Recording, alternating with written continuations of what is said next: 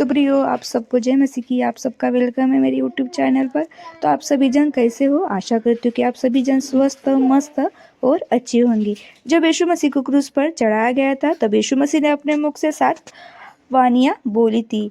क्रूस पर जब यीशु मसीह को चढ़ाया गया था तब यीशु के अंतिम 7 वचन कौन से थे और उनका क्या अर्थ है, तो चलो हम जानते हैं।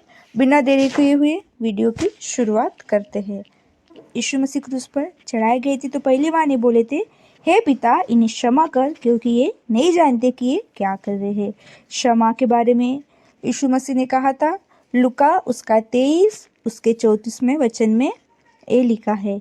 दूसरा कहा था, मैं तुझसे सच कहता हूँ कि तू मेरे साथ स्वर्गलोक में होगा। ये दूसरी वाणी है उद्धार के लिए, लुका 23 उसके 43 वचन में लिखा है। तीसरी वाणी कहा था, रिश्ते के लिए, हे नारी, देख ये तेरा पुत्र है और ये तेरी माता है। चौथी वाणी कहती, पीड़ा, एली एली शमा शबक्तनी, अर्थात हे मेरे परमेश्वर तूने मुझे क्यों छोड़ दिया। और पांचवी वाणी कहती, मानवता, मैं प्यासा हूँ।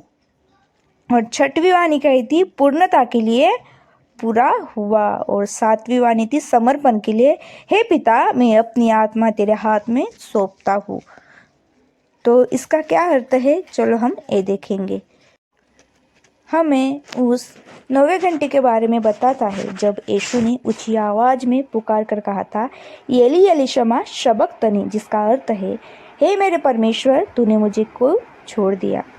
यहाँ पर यीशु त्यागे जाने की अपनी मानवता की व्यक्त कर रहे थे जब परमेश्वर ने उसके ऊपर संसार के पापों को डाल दिया था और इस कारण परमेश्वर को यीशु की ओर से मुड़ जाना पड़ा था। जब यीशु पाप के भार को महसूस कर रहे थे, वह शाश्वत काल से लेकर अब तक केवल इसी समय में परमेश्वर से पूर्णता का अनुभव कर रहे थे।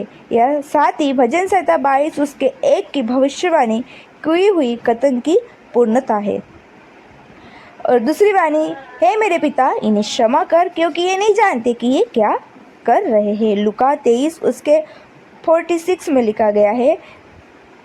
दूसरी वाणी, यीशु को क्रूसित करने वाले पूर्ण व्यापकता के साथ नहीं जानते थे कि वो क्या कर रहे थे, क्योंकि उन्होंने उसे मसीह के रूप में नहीं पहचाना था। ईश्वरीय सत्य के प्रति उनकी अज्ञानता का अर्थ यह नहीं है कि वे क्षमा को पाने के पात्र थे और उनके द्वारा किए जाने वाले ठट्टों के मध्य में मसीह की प्रार्थना ईश्वरीय अनुग्रह की असीमित दया की एक अभिव्यक्ति है।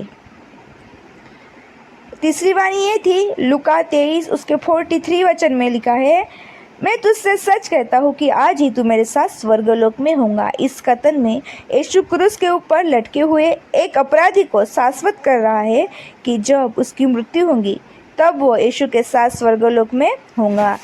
ऐसा इसलिए हुआ क्योंकि यहाँ तक मृत्यु के क्षण में भी उस अपराधी ने यीशु में अपने विश्वास को, जो वह था, उसकी पहचान करते हुए व्यक्त किया था।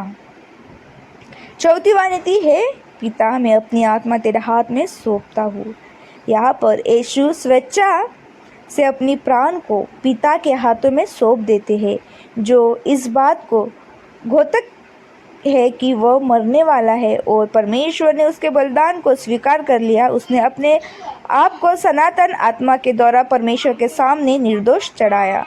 पांचवी वाणी थी, हे नारी, देख ये तेरा पुत्र और यह तेरी माता है। जब यीशु ने क्रूस के पास प्रेरित यूहन्ना को अपनी माता के साथ खड़ा हुआ देखा, जिसको वो प्रेम करता था, तब उसने यूहन्ना के हाथों में अपनी माता की देखभाल किए जाने के लिए उसे सौंप दिया और उस घड़ी से ही यूहन्ना उसे अपने घर ले गया। इस वचन में यीशु सदैव के लिए एक तरस से भरे हुए पुत्र के रूप में यह सुनिश्चित कर रहा है उसके पार्थिव माता की देखभाल मृत्यु उपरांत की जानी चाहिए। छठवीं वाणी थी, मैं प्यासा हूँ। यीशु यहाँ पर भजन संहिता 69 उसके 21 में दी हुई मसीह संबंधी भविष्यवाणी को पूरे कर रहा है। लोगों ने मेरे खाने के लिए इंद्राए दिया और मेरी प्यास बुझाने के लिए मुझे सिरका पिलाया। यह कहने के द्वारा कि वह प्यासा था। उसने रोमी सुरक्षा प्रहर को उसे सिरका पिलाने के लिए प्रेरित किया, जिसे क्रूसीकरण के समय दिए जाने की प्रथा थी। इस तरह से उसने भविष्यवाणी को पूरा किया और 7वीं वाणी थी पूरा हुआ।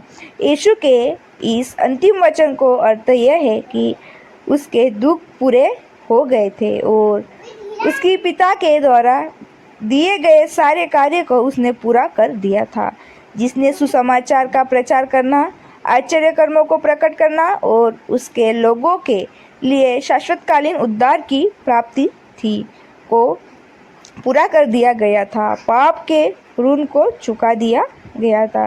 तो इस प्रकार जब यीशु मसीह क्रूस पर चढ़े थे तो 7 वाणियाँ बोली थी।